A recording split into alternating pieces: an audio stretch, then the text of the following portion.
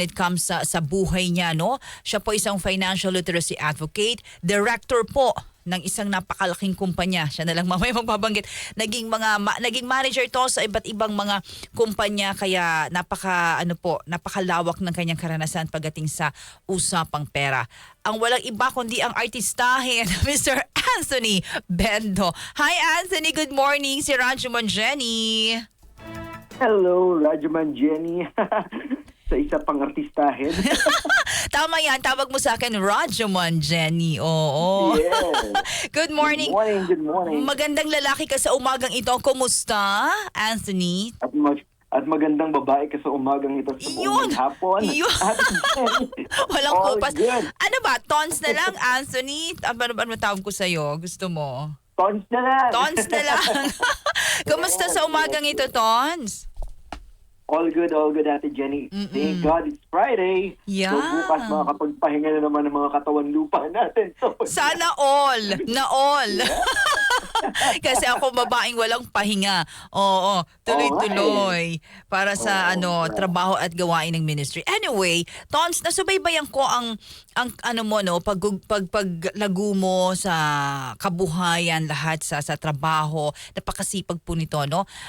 Pag-usapan natin ang usapang pera. Ngayon ay pasok ka na, balik eskwela ng mga bata. Napaka-importante na maturuan natin yung mga magulang, no, sa tamang pag-iipon ng mga bata. Ikaw ba, gaano kahalaga sa'yo ang merong tamang ipon, no? Lalo yung mga mag-aaral estudyante pa lang na pag nakahawak ng pera ng baon, o yun, ako gastos dito, gastos doon, Tons. Ay, nako, Ate Jenny, at sa lahat naman nakikinig, it's very important yung tinatawag na, sabi nga nila, ang sabi nila, hindi ka mapapaligaya ng pera. Pero contrary to that perception or principle, sa totoo lang, may malaking ambag din ang pagkakaroon ng sapat o meron kang madudukot kapag nangangailangan. Napakalaking ambag niya rin sa mental health ng isang tao at sa security. Ang sasabihin ko lang is, oo, hindi ka mapapasaya ng pera, pero mabibigyan ka niya ng peace of mind. Oh, yun ang importante doon. Peace of mind. Okay. Peace of mind. Oo. Kasi habang tumatanda tayo, dumadami yung mga responsibilidad natin. Nagpapaaral ng mga anak, lalo na sa mga tulad ko na anak na kasama ng ating mga magulang. Siyempre, ang pangarap natin, pagtanda ng mga magulang natin, kaya nating suportahan yung pangangailangan nila, and they can live a comfortable life. So kasama yun. Isa yan sa mga pinaghahandaan natin. Kasi alam naman natin, sabi nga nila, pagdating mo ng 18 sa ibang bansa, buhay mo na ang sagot mo. At yung sa mga magulang mo, kumbaga hindi mo naman tungkulin, hindi mo responsibilidad. Pero Pilipino tayo. Pilipino tayo na mapagmahal ng lubos sa magulang. At hindi natin maisasantabi na kasama sa pangangarap natin sa buhay ay ang seguridad hindi lamang ng future family natin, kundi ng mga magulang natin na nagtaguyod sa atin. At nakita ko yun mga kasama, no, with Tons po ngayon na ating speaker, of course, when it comes to money matters. Nakita ko yun sa'yo, Tons, kaya buhay na na patotoo ka sa sinasabi mo na yun, mahalin ng ang magulang, wag nating kalilimutan, of course, lalo na sa ganyang mga sitwasyon na usapang pera, no. Sabi nga, it's payback time. We have to, of course, give our love naman to our, hindi naman obligasyon, pero you're hindi just naman obligasyon. Paying back. Yeah, it's about love. Now, tayo ba ngayon, ang mga magulang kasi ngayon, paano ba natin dapat pahalagahan at ituro sa kanila ang tamang pag-iipon? Kasi ngayon ang mga bata na rin maliliit pa lang, no, binibigyan na ng pera ng mga nanay, ng tatay, baon sa eskwela. Paano ba natin mapapahalagahan na, eto dapat natin gawin para sila'y matuto na ng savings, at gaano kahalaga to habang lumalaki sila? Yes. Well, magsisimula again yan sa bahay. We teach our children the value of money. Hindi naman masama kung ipaalala mo sa anak mo kung paano natin pinaghihirapan yung trabaho natin at kung paano tayo naghihirap para kumita ng sapat at may maipon. Kasi sa totoo lang, malawak na ang pangunawa ng mga bata ngayon. Magsisimula yan sa open communication. Una, bakit ba tayo nagtatrabaho? Tulad sa anak ko, tayo sinasabi, kailangan pumasok ni tatay sa trabaho para may pambili ka ng gata. alam mo yun? Oo nga. Tapos biglang pag tinatanong na siya ngayon ng mga pinsan niya, ng mga kakilala niya, pag tinanong siya, ayaw mong papasukin si tatay, hindi, papasok siya sa work para may pambili kong milk. Oo. Ano mo, no, sa mindsetting ng bata, ano? Oo. Yun, na at the young age, kailangan they know the value of money and they know where it is going to. Hindi panunumbat, pero pagmumulat lang sa mga bata na hindi, na bawat sentimo ay may pinupuntahan. Kumbaga. At parte niya pinupuntahan, kaya ako magtatrabaho, kaya ako mag-ipon, para kapag kailangan nating mag-enjoy, may pag-enjoy tayo. Pwede, tama yun. You give them the reason why. Kumbaga, sa murang edad. Alam mo ba yung pamangkin ko, dahil sa ganyang pagtuturo, tuwing mag-grocery kami, bago siya kumuha ng grocery, tatay, okay lang ba? May pasintabi. So, doon pa lang, natuturuan mo na kung yung halimbawa, bata ng value. Tons, hindi mo halimbawa na pagbigyan, paano dapat, anong nagiging reaction ng bata? Kasi may ibang mga bata, umiiyak, nagtatantrums, hindi na pagbigyan. Yes. Oh. Let them cry, let them do their thing. Kasi mga bata nga yung mga yan.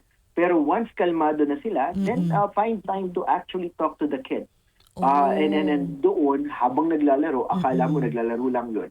Pero wag ka, iniintindi nila yung sinasabi mo. Totoo yun. And at the same time, inaalala nila, ganyan ka-sharp yung mga kabataan. Correct. Oo, totoo yun. May mga bata ko lang ganyan. Mami, pwede ko ba itong bilhin, Daddy? May pera pa ba kayo? Baka wala na kayong pera ni Daddy, Mami. Diba? Very yung bata. Meron na may bata, Mama, bili mo ako nito. Magkano yan? Pag di mo ako binila to, mag-iiyak ako dito. Yung gano'n, diba? Oo, hostage, binablackmail Actually, yung magulang. Oo. Pero iba't iba naman ang iba't ibang magiging reaksyon ng bata. Pero ang isang magiging similar would be the approach on how you address that after the reactor. Oo. Pero may ibang mga magulang naman sinasabi nila, Tons, etong mga nanay mga tatay, mga kasama, minsan hingi ng pera o may bibilhin ganito. Minsan yung dialogue usually ng mga magulang, bakit pinupulot ba namin ng pera? Kung makahingi kayo, parang akala nyo, umaano kami ng pera. Oo. Well, ayan din. Minsan din, ipapaalala ko rin sa mga magulang. Kasi tayo, halos magkaedad tayo ni Jenny. Alam mo naman niya. Naku, ano ba? We belong to same generation. Teka, nalaglag ako sa upuan ko. Yung mga magulang natin, actually, looking at their generation, mas straightforward sila. At sometimes, medyo mas masakit kapag nagbanggit sila ng tungkol sa pera. Totoo na pinupulot lang yan. Kainin mo yung nasa lamesa, yan lang ang kaya natin. Yung mga ganung bagay na aminin natin, lumaki tayong dala-dala natin sa isip natin yan. Yes. Pero alam din natin, honestly, kung ano ang epekto niyan sa atin. Correct. Kumbaga, lumaki tayo na may ganung pag-iisip. Ang tendency natin, ano bang gagawin natin? Will we replicate or will we change that? Because alam natin kung anong naging impact sa atin. Correct. So, masakit yung mga words doon because kailangan noong generation noon. Ngayon, paano ba approach? Na tayo, mas baguhin. Mas sabihin sa paraan na paliwanag. You care. Paliwanag. Paliwanag. Dahil ngayon, honestly, nag-evolve na din ang parenting Exactly. Alam mo yun, now that we are... Nag-evolve na siya. Yeah, because AI na tayo ngayon, Tons. Alam mo yan, di ba? Correct. And at the same time, ang mga bata ngayon, marami na ring tanong, marami na ring references. Kumbaga, di tulad noon, ang usapan lang, nakaka-confine sa loob ng bahay. Yes. So, mas gugustuhin natin ang mga anak natin na mas maging malayang makipag-usap sa atin. Open kaysa sa labas. communication. Kaya correct. we as parents, we change our approach. Yeah.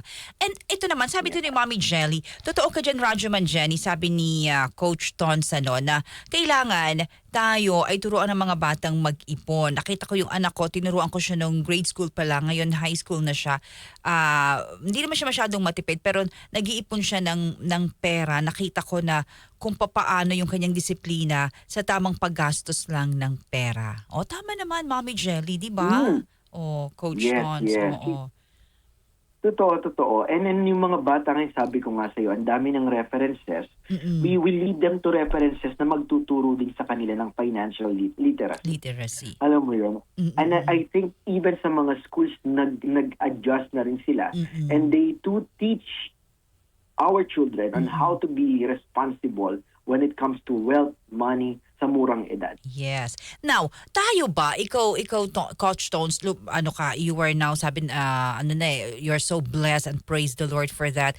Gaano kahalaga sa isang kabataang lumalaki hanggang magkatrabaho siya, maging professional siya, may career na siya, ang investment?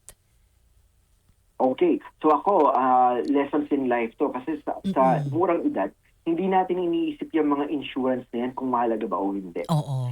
Kumbaga, kukuha tayo, pag di na natin kayang panindigan, bibitawan natin. Ganun ang tendency natin. Yeah. Pero honestly, as we grow old, dun malalaman na napakahalaga pala nung little investments mo nung kabataan mo.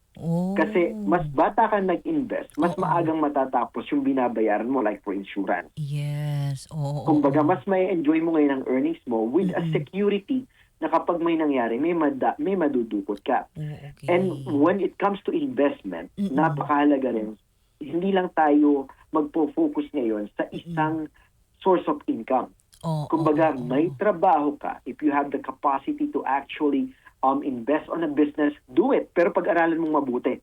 Kasi risky yun. Yeah. Ito yung sinasabi lagi ng mga negosyante. You do not put your eggs in one basket. Nowadays, especially nowadays, Coach Tons, alam natin yan. Hindi pwedeng, halimbawa, ako ay isang empleyado at ako'y aasa lamang sa aking sweldo. Hindi po pwede yung ganon. Lalo't kung meron kang halimbawa pinapaaral, meron kang hinuhulugang bahay, di ba? Meron kang coaching hinuhulugan. Sometimes sabi mo nga, sabi mo, Coach Tons, you don't have to put your egg in you don't put your eggs in one basket. Kasi, correct. Baka mawala yan. Or you don't have to have like just one source of income or finances. Kailangan you be creative in looking for some ways. Halimbawa, ako, nasa corporate ako. Yes. But there are days when I was younger, there are days na tumatanggap ako ng mga hosting jobs. Yes, I know that.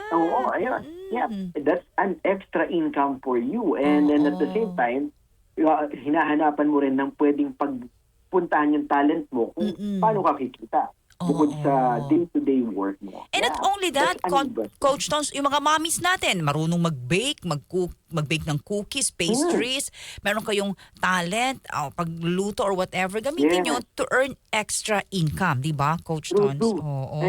And we are talking about investment. Yeah. Ang investment naman, hindi lang yan sa pagtatayo ng negosyo or what. You invest on yourself too. Kumbaga, may mga gusto kang gawin, mag-aral ka kung may time ka rin lang at budget. Halimbawa, aralin mo AI. Aralin mo ang ibang linya. Kumbaga, IT, music, any lines na sparks your interest. Try to enter and try to invest on it. Kasi self-improvement din yan at magagamit mo sa mga haharapin mo pang mga adventures or new ventures para sa sarili mo. Correct. That's very, very, very, very well said. So mga mommies, importante yan, investment. Kaya habang lumalaki yung mga anak natin, umpisa pa lang ngayon, pagbalik eskwela, ayan, tamang pag-iipon, tamang pagsasave ng money, sabi nga ni Coach Tons, turuan natin sila, ipaliwanag, yung open communication. Diba? Napaka-importante nun para sa ating mga magulang. Ngayon, tanong dito sa atin ni Miss, Grace ng Quezon City. Coach Tons, Rajuman Jenny, mayroon po ba kayong tips kung paano magaan na papasok ang pera? Ayun, usapang pera sa buhay ng tao. Yeah. Ayan, kasi meron pong iba, pagdating sa pera, pag sabi, hindi, wala tayong pera, buwisit naman na buhay to. Oo, di ba? Oo, Di totoo, ba? totoo. Kasi po marami ako narinig sabi manifesting daw po. Ayan, sabi ni Mommy Grace, Yeah. Coach Stones, ano ba para gumaan ang pasok ng pera? Mommy Grace, manifesting is very true. That's Mm-mm. what we call the law of attraction. The Yes. more you say things in a positive manner, Mm-mm. mas nangyayari siya. Kasi kung ano ang sinisigaw mo sa universe, yun yung babalik sa'yo. Kumbaga, that's what you Mm-mm. attract. Kapag Yeah. sinabi mo araw-araw, wala akong pera, wala akong ganito. Totoo yan. Totoo yan. Usapang pera Mas tayo. bibigat. Oo, Oo, pero sasamahan mo talaga ng gawa.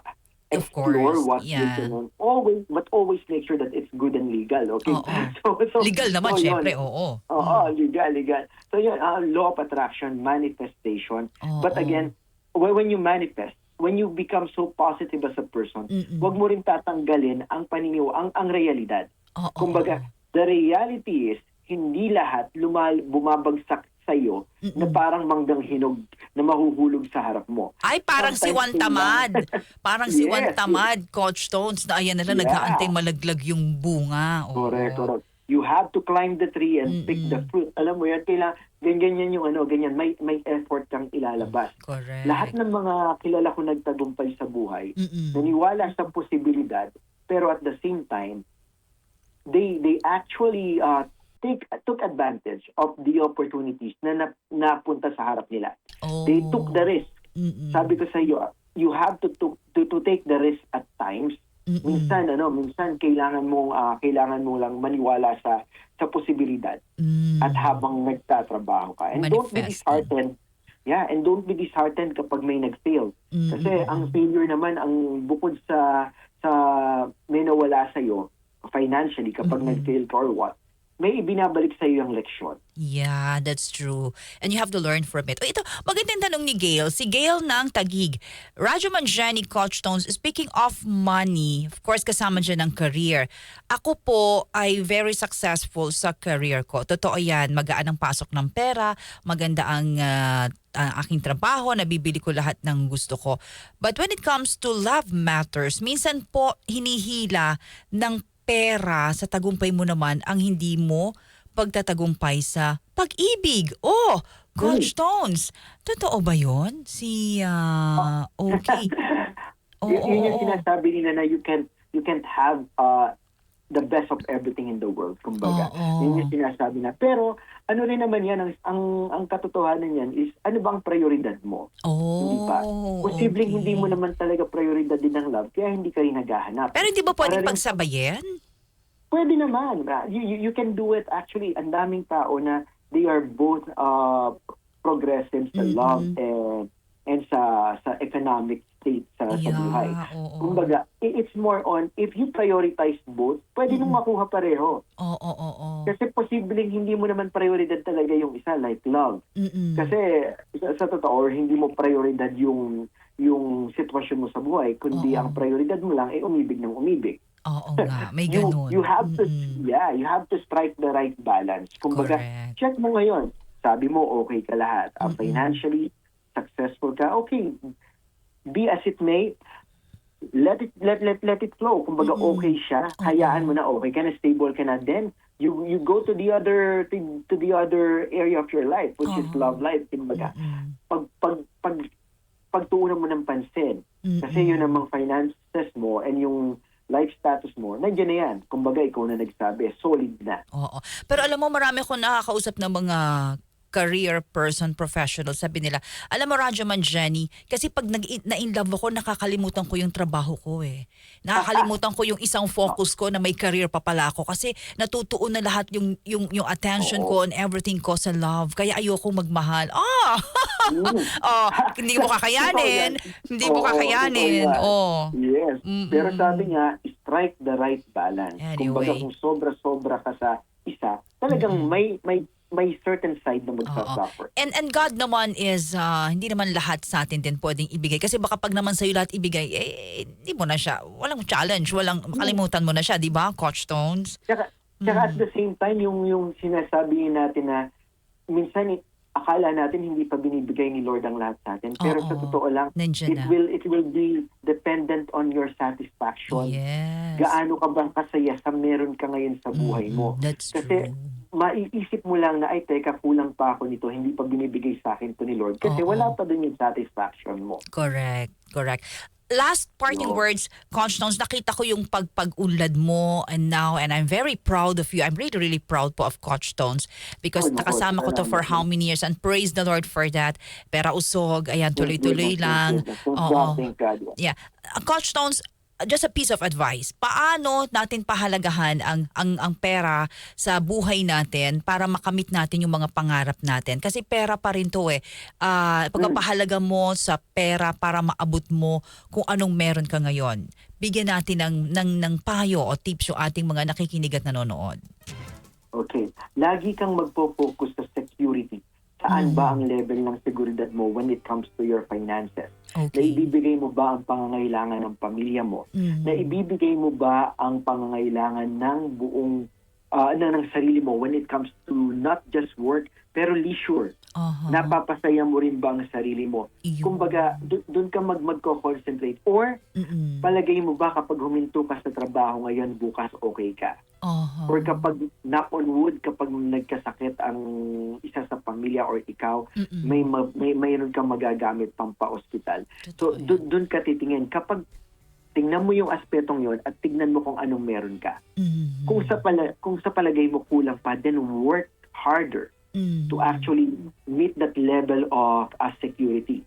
And at the same time, ito, payo ko sa lahat. Yes, Coach Tones. Oh. Unahin ang sarili. Kumbaga, tignan mo kung okay ka ba bago ka tumulong or magbigay sa iba. Hindi ko sinasabing maging madamot ka, pero ang sinasabi ko dito, how can you give to other people if you don't have it Correct. in yourself? Kumbaga, kumbaga sa lahat ng aspeto, kailangan masigurado mo muna na okay ka.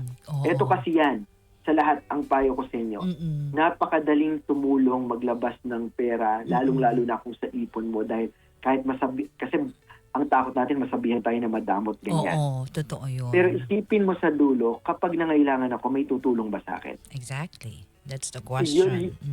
God will never let you down, definitely. Correct. Pero correct. sa totoo lang, kung ilalabas mo ba lahat ng ito, pagdating ng panahon na ikaw nangangailangan, will it be easily given back to you? Yung Yes. support na ibinigay mo. Correct. Yun yung security yan. Pero again, ang payo ko sa lahat, never doubt the power of God kapag nagkaroon ka na ng sitwasyon na you are pushed against the wala talagang kulang. Yeah. God will find a way for you. Meron ka bang mantra or meron ka bang paniniwala sa sarili mo that kung may mga blessings ka, paano mo sinishare? Kasi sabi ng Lord, if you have blessings, share, it's better yeah. to give than to receive, di ba? Coach Tones, when it That's right, comes that's to money matters. Unang mantra ko is I take care of the people around me. Okay. Yan ang first mantra ko.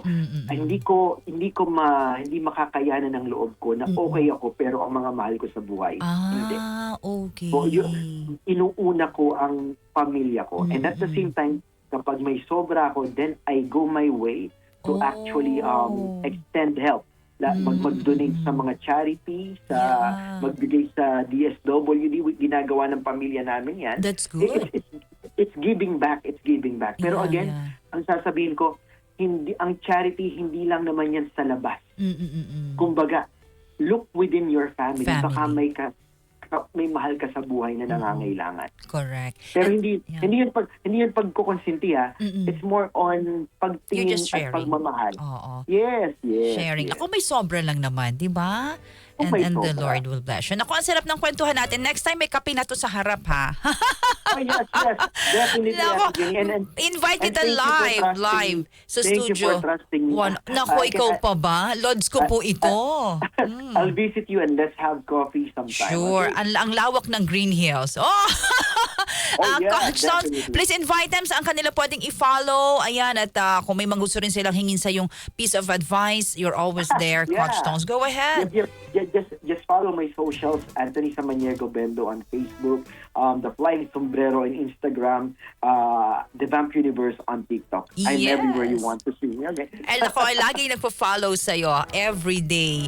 I'm always looking Yeah. forward for sabi nga, mga positive vibes ni Coach Tons. Coach Tons, thank you. To your mom, hello sa mga pamangkin. And God bless. More Yeah. power, more power. Thank you. Thank you, Ari Jane. See you Thanks, soon, see you everybody, soon. and have a nice weekend. Yeah, thank Bye-bye. you. Bye. For peace of mind, pera, payo, pag-ibig at pamilya.